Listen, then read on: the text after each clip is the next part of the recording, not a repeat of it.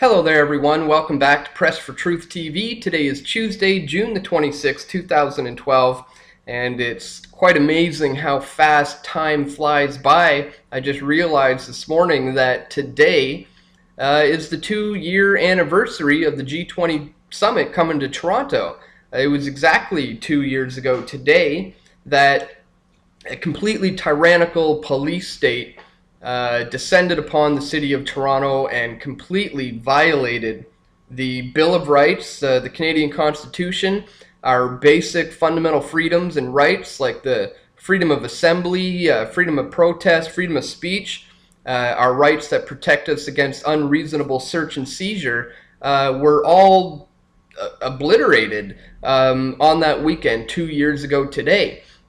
And we obviously documented everything that took place at the G20 summit in our film Into the Fire. We covered it extensively. That is the film to see if you want to learn about just what took place on that weekend. And I remember back when we were getting ready to release the film, we had high hopes that the film would potentially lead towards a full federal public inquiry. We knew that of the 33 million or 35 million Canadians or whatever the number is, if enough of those people saw the film, it could lead towards a full federal public inquiry, because we simply need people to be aware that there's a need for this in the first place. So today, realizing it was 2 years ago today now, and we uploaded the film last year in April, so it's been online for about 14 months now. Today I hopped onto YouTube there just to check the stats. I haven't looked at the view count in quite some time, and I realized that coincidentally just today it just happened to roll over the 400,000 views mark, which certainly is not too bad. The film is still doing well. It's done a lot of things since it's been online. It got a lot of press coverage in the beginning, and it won some awards. It won Best Documentary at Huntsville's Film North, and it was an official selection in Korea's International Film Festival, and I had the opportunity to go to Korea last year there to present the film. So in doing this over the last 14 months since the film has been out, it has raised a considerable amount of awareness about the need for this inquiry.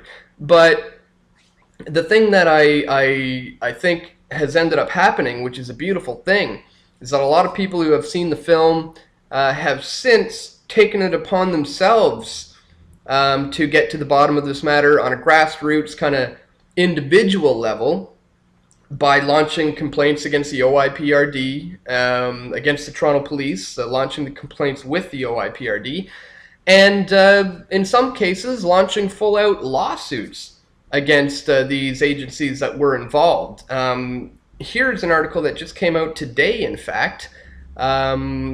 This is from the Toronto Sun. G20 protester launches $4 million lawsuit. An anti-poverty activist who was once accused of being a G20 conspirator launched a $4 million lawsuit against Toronto Police on Monday, delivering the paperwork to the force's headquarters in person. Julian Itcham, 32, of Kitchener, Ontario, is suing the Toronto Police Service Board, the OPP, and an undercover officer, claiming he was wrongfully arrested, imprisoned, and beaten during the G20 riots of June 2010.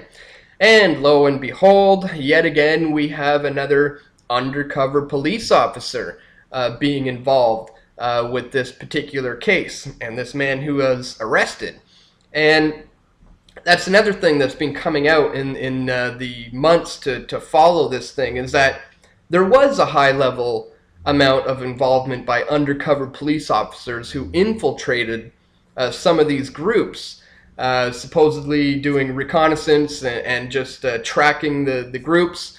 But a lot of us know that these undercover officers are very often very manipulative, and once they get in, can manipulate the situation to achieve their goals. And another thing that just came out today is the so-called ringleader of the Black Bloc and all the Black Bloc tactics that took place on that weekend was just sentenced today to 13 and a half months in prison. Here is an article out today from the National Post. Toronto G20 protester ringleader Alex Hundert sentenced to 13 and a half months in prison. Alex Hundert, who police considered a ringleader of destructive G20 protests, has been sentenced to 13 and a half months in prison. Justice Lloyd Baczynski said the appropriate sentence for his offense is 17 to 18 months. Mr. Hundert has already served 114 days in pre-trial custody. Hundert, 31, pleaded guilty in November to counseling others to commit mischief in the run-up to the 2010 World Leaders Summit. Mr. Hundert was identified by two undercover Ontario provincial police officers who infiltrated anarchist groups. He was arrested in a pre-dawn raid on June 26 before rioters using Black Bloc tactics ran amok during the June 25th to 27th summit, causing property damage to storefronts and police cars. So, 14 months later, and the scapegoat, the fall guy, Alex Hundert, has taken the fall because the police needed to be able to put the blame for everything that happened on somebody.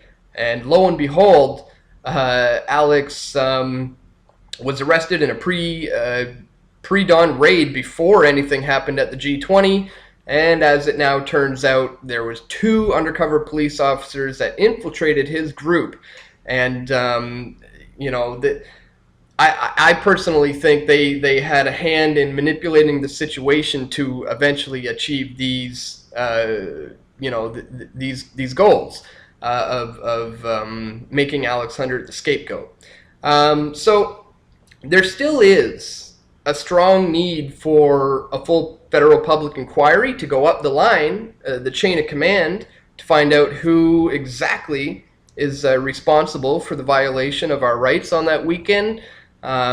People would still like to see Bill Blair held accountable, Dalton McGuinty, and even as high up as Stephen Harper. This, of course, all happened under his watch. So it is important to continue to spread the word about the need for a public inquiry. And so I'll put a link in the description to the YouTube version of the film.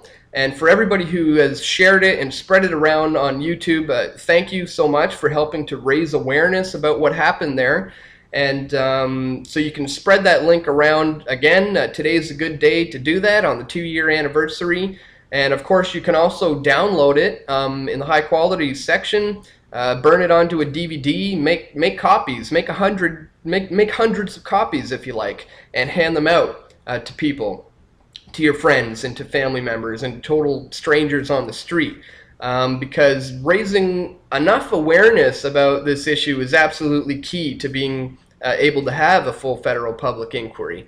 So I'd strongly encourage you to continue to spread the film, because hopefully that's what will come out of this if enough people see it.